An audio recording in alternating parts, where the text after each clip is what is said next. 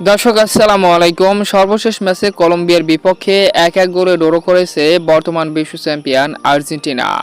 তো আর্জেন্টিনার পরবর্তী ম্যাচে আবারও কবে কখন কাদের বিপক্ষে মুখোমুখি হবে, বিস্তারিত পরবর্তী ম্যাচের সময়সূচি থাকছে পুরো ভিডিওতে।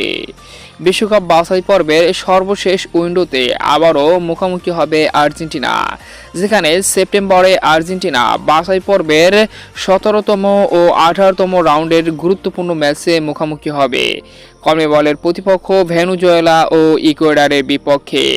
বাছাই পর্বের এই শেষ রাউন্ডে আর্জেন্টিনা আগামী 9 সেপ্টেম্বর নিজেদের ঘরের মাঠে ভেনেজুয়েলার বিপক্ষে মুখোমুখি হবে গুরুত্বপূর্ণ 17তম রাউন্ডের ম্যাচে। এরপর সর্বশেষ 18তম রাউন্ডের ম্যাচে আর্জেন্টিনা আগামী 14ই সেপ্টেম্বর 2025 ইকুয়েডরের ঘরের মাঠে মুখোমুখি হবে বর্তমান বিশ্ব চ্যাম্পিয়ন আর্জেন্টিনা। যদিও আর্জেন্টিনার এই ম্যাচগুলো শুধুমাত্র এক নিয়ম রক্ষার ম্যাচ, কারণ ইতিমধ্যে তারা 26 বিশ্বকাপের টিকিট নিশ্চিত করেছে।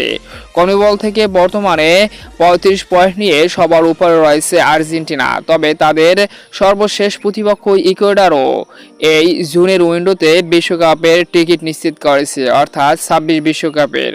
তো এখন বাছাই পর্বের ম্যাচগুলো আর্জেন্টিনার জন্য শুধুমাত্র 26 বিশ্বকাপের প্রস্তুতি হিসাবে রয়েছে। শুভকামনা রইল বর্তমান বিশ্ব চ্যাম্পিয়ন আর্জেন্টিনার পরবর্তী ম্যাচগুলোর জন্য।